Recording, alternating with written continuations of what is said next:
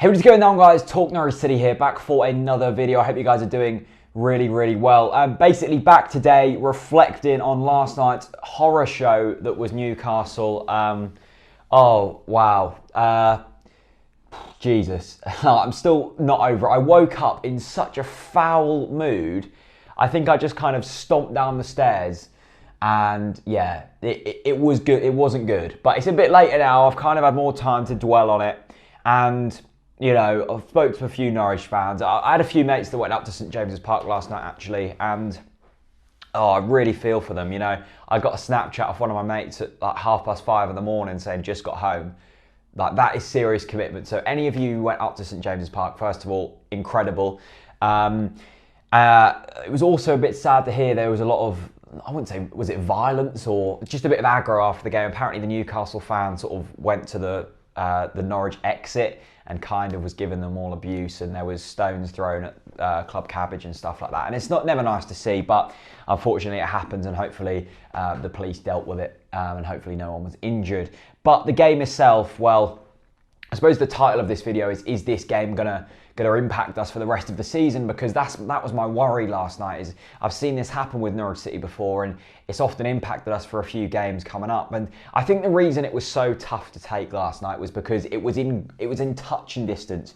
We were like 2 minutes away from being top of the table, 7 points clear of Newcastle, 14 points clear of Aston Villa, and then within 2 minutes of absolute madness, we've lost the game and we're no longer top of the table, and Newcastle within a point of us. And then you travel to Wolves on Saturday, it's on TV, there's a lot of pressure, and are the players going to be able to bounce back? Well, that's the question I've been thinking about this morning. There was a great Facebook post, I'll put it up on the screen now, and this is something that really invigorated me with a bit more energy and a bit more optimism for the season to come. You guys know that I'm Mr. Positive. I love to look at things in the positive way, but last night I was just done. I couldn't watch the highlights. I couldn't read any match reports. I made my video, put it online, and went to bed. I was so distraught with what I just witnessed, and I think that's natural. I think that's natural to feel that. That's the joy of football. Joy and also pain of football. You've got to feel the lows to feel the highs, and we certainly felt the lows last night. But you know, it's the next day. We've got some nice daylight. There's blue skies in sunny Great Yarmouth, and I'm feeling a bit more optimistic. You know, I've looked at Wolves' form. It's okay. I don't know why Wolves are suddenly made out to be this incredible team. They're 11th in the table. I think they're something like 6 points behind us. Yeah, they've spent money, but the results don't exactly prove that.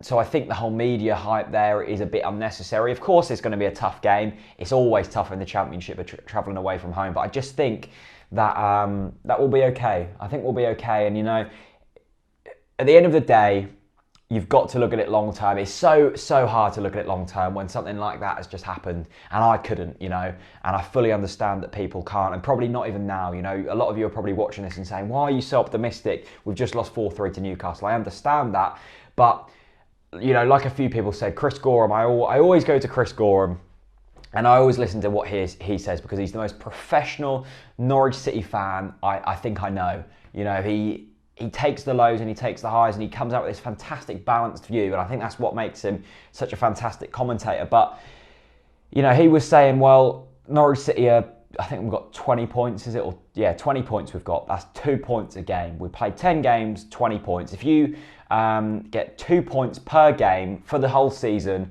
9 out of the 10 previous seasons, that will take you into the Premier League through the automatic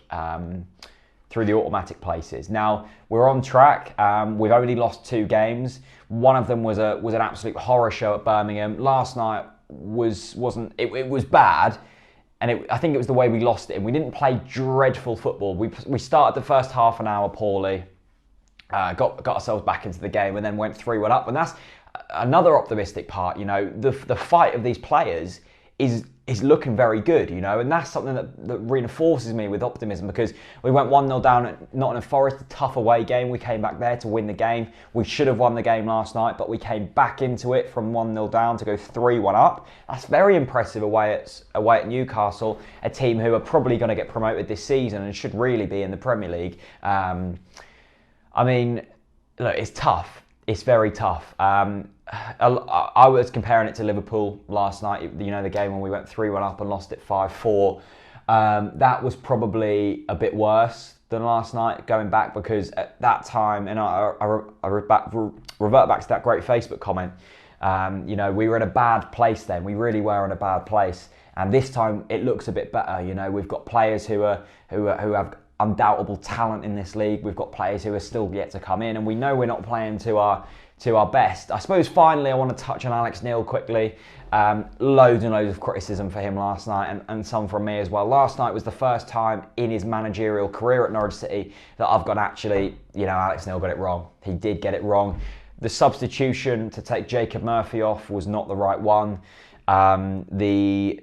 It should have been a straight swap, Bennett for Basong. Basong should have never have been in that starting lineup, never. I was trying to back Basong up to start with, because, you know, there's no point hounding your players from the start. And then I soon realised that Russell Martin and Sebastian Basong is a defensive partnership from hell. It doesn't work, and I really do hope that that was Sebastian Basong's final game in a Norwich City shirt last night, because he's a liability. If Tim Close was in there last night, we wouldn't have lost that game 4-3.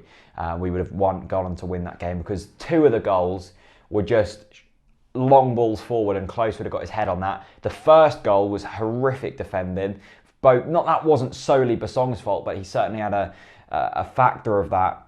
And yeah, I mean, will we bounce back at Wolves? Look, it's tough to say. If we win at Wolves and we go back to top of the league, then it'll be very easy to push Newcastle to the side. But if we then go to Wolves and lose, you know, it's going to be tough to really get up for it. Anyway, that's my thoughts. A disappointing, soul-destroying defeat at Newcastle, but as in football, you have to pick yourself up, you have to go again. Let's not forget, we're second in the table, we're 2 points behind top spot Huddersfield, and we've been pretty decent this season. So keep your heads up, go in and enjoy yourself for a couple of evenings, and then we'll go down to Molineux and hope that the players put in a performance of their lives and we can bounce back from this. Thank you so much. Thank you so much for the recent support. Hit subscribe. You know, there's content coming from all places at the moment. So, yeah, a big thank you. Leave this video a like, share it about with your mates for some much needed optimism, and I will see you very soon.